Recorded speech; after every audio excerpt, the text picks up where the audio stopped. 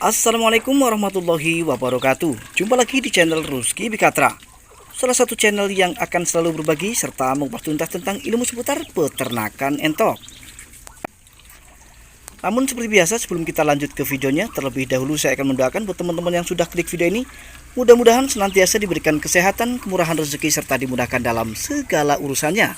Amin ya robbal alamin. Dan saya juga mengingatkan buat teman-teman dan sahabat semua yang memang baru menemukan channel ini, silahkan untuk bantu klik tombol subscribe, kemudian lengkapi dengan like serta komennya, lalu sempurnakan dengan klik tombol lonceng notifikasinya. Tujuannya agar teman-teman nantinya bisa menerima notifikasi video-video terbaru dari Rusky Bikatra. Baik, kita akan langsung lanjut ke pembahasan kali ini. Jika pada video-video sebelumnya kita selalu membahas mengenai pakan, keuntungan ternak entok pembibitan, keuntungan ternak entok pembesaran, bagaimana cara entok cepat bertelur, bagaimana anak-anak entok ini kemudian cepat besar. Nah, pada kesempatan kali ini kita akan membahas tentang kendala atau pahitnya peternak entok. Jadi supaya nanti teman-teman kemudian tidak hanya terbuai dengan bahasa-bahasa manis dalam keuntungan ternak entok, teman-teman harus mempersiapkan diri ketika terjadi sesuatu pada usaha ternak entok teman-teman dan sahabat semua. Karena tidak ada lain, tidak ada bukan, pasangan daripada manis itu pasti pahit, dan pasangan daripada keuntungan itu pasti kerugian, ya. Nah, jadi antara untung dan rugi sebagai peternak itu tentu saja pasti akan dialami. Termasuk saya sendiri pernah mengalami kerugian yang sangat luar biasa teman-teman pada saat pertama kali saya melakukan usaha ternak entok. Tapi kerugian itu menjadi pelajaran buat saya, sehingga hanya satu kali kerugian dan kemudian saya selalu mendapat keuntungan karena belajar dari kegagalan teman-teman dan sahabat semua.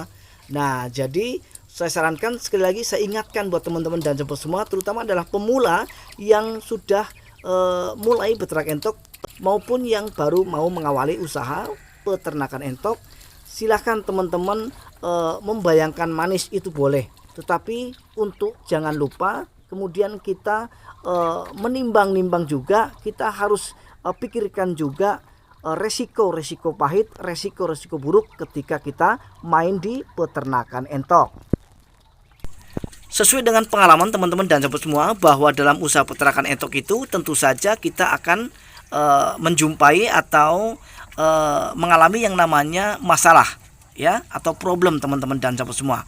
Nah, jadi problem, masalah ataupun kendala terbesar dalam usaha peternakan entok itu adalah ketika masuk virus, ya.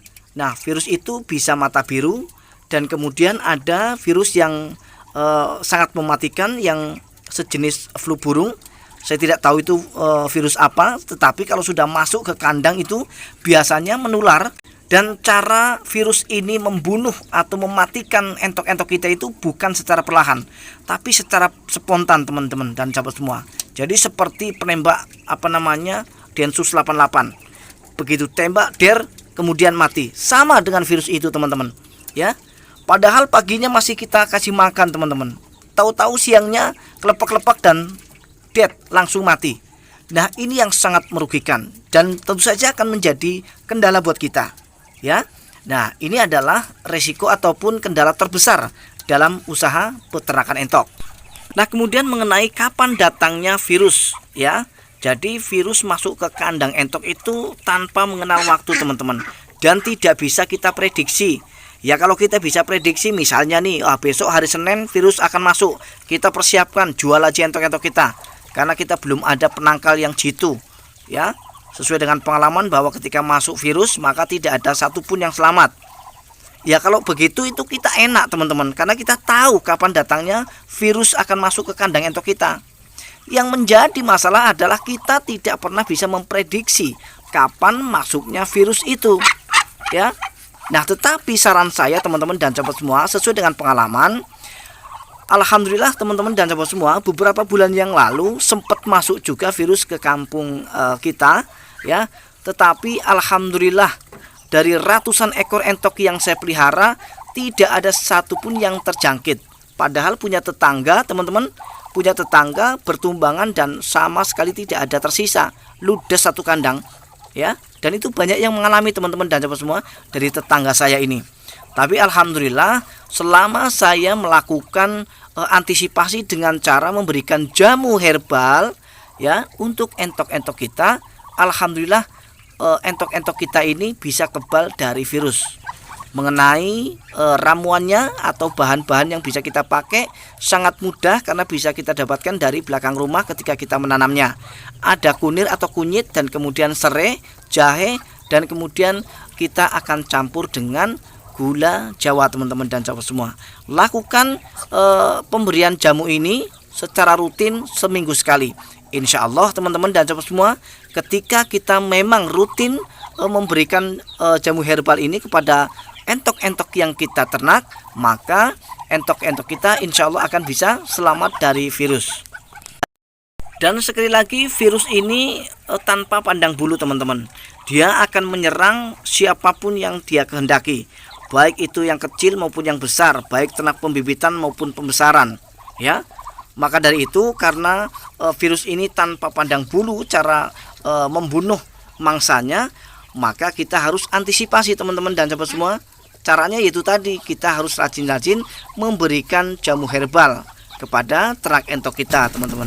Nah, berhubung virus ini tanpa memandang bulu dalam memangsa mangsanya teman-teman dan sahabat semua, sehingga tidak terkecuali anak entok ini juga akan menjadi mangsa daripada virus tersebut. Sehingga bagaimana kita menjaga anak-anak entok ini kemudian supaya bisa selamat dari serangan virus. Teman-teman dan sahabat semua, seperti yang sudah saya katakan tadi, bahwa cara mengantisipasinya dengan cara memberikan jamu herbal, termasuk anak-anak entok ini juga sudah bisa mengkonsumsi atau meminum jamu herbal yang kita buat teman-teman dan sahabat semua, untuk mengantisipasi terjadinya atau masuknya virus pada kandang entok kita. Nah, jadi itu adalah resiko terburuknya teman-teman. Dan kemudian resiko lain atau kendala lain dalam peternak entok baik pembesaran maupun pembibitan adalah di pemasaran. Ya, teman-teman dan sahabat semua. Jadi kemarin ya, sempat saya membuka salah satu komentar dari teman kita yang mengalami kendala dalam pemasaran. Nah, jadi teman-teman dan sahabat semua, saya ingatkan sekali lagi buat teman-teman yang mau beternak entok, jadi persiapkan segala sesuatunya ya sebelum kita melangkah untuk melakukan usaha peternakan entok, termasuk kemana kita akan menjual hasil ternak entok kita, baik dari pembibitannya atau menjual DOE-nya maupun dari pembesarannya, ya.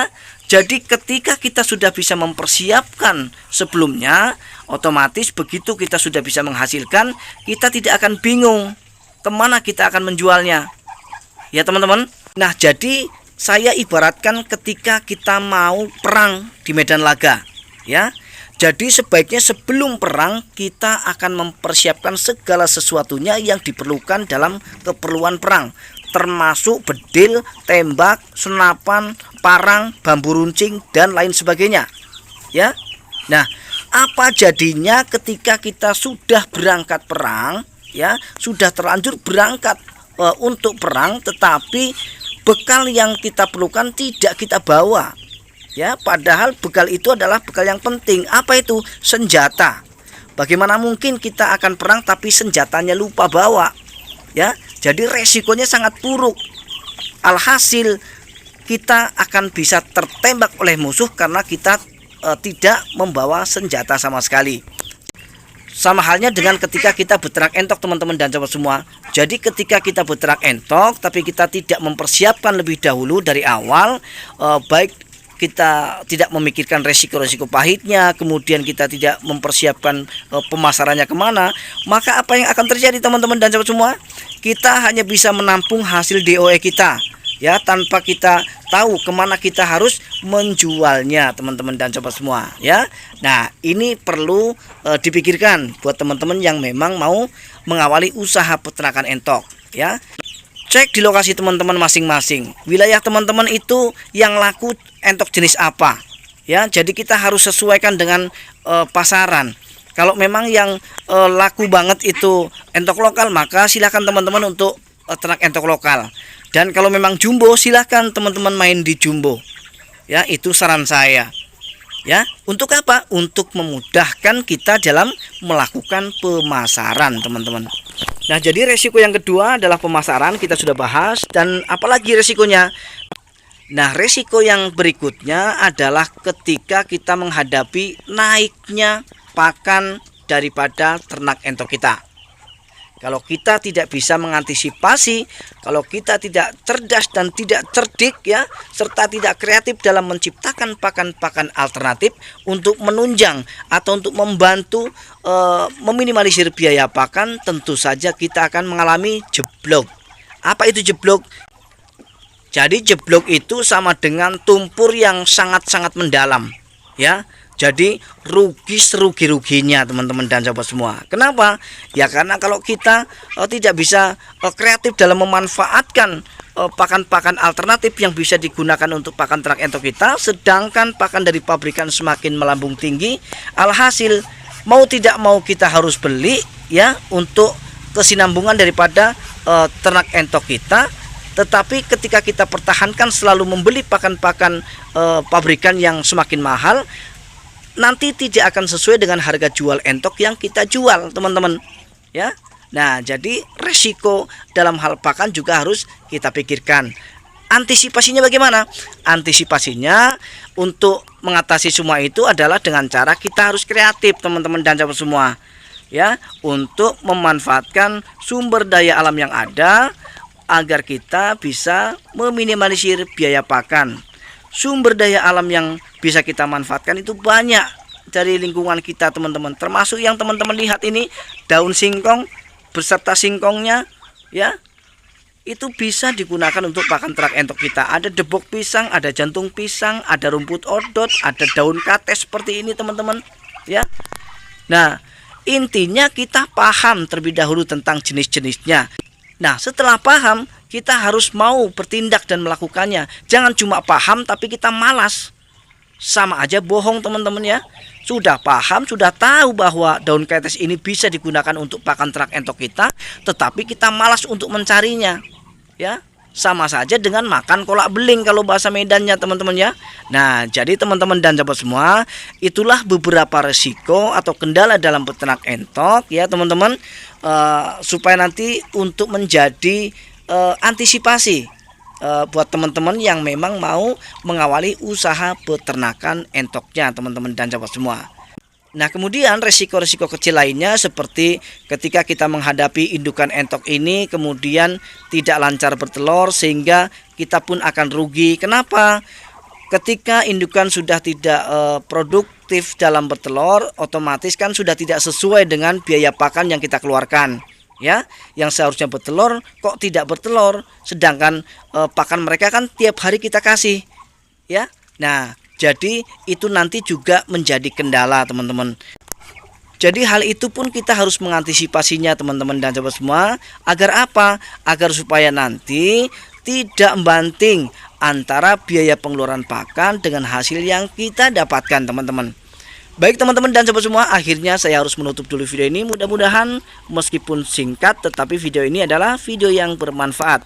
Kita akan berjumpa kembali di video-video Rizky Pikatra selanjutnya. Assalamualaikum warahmatullahi wabarakatuh.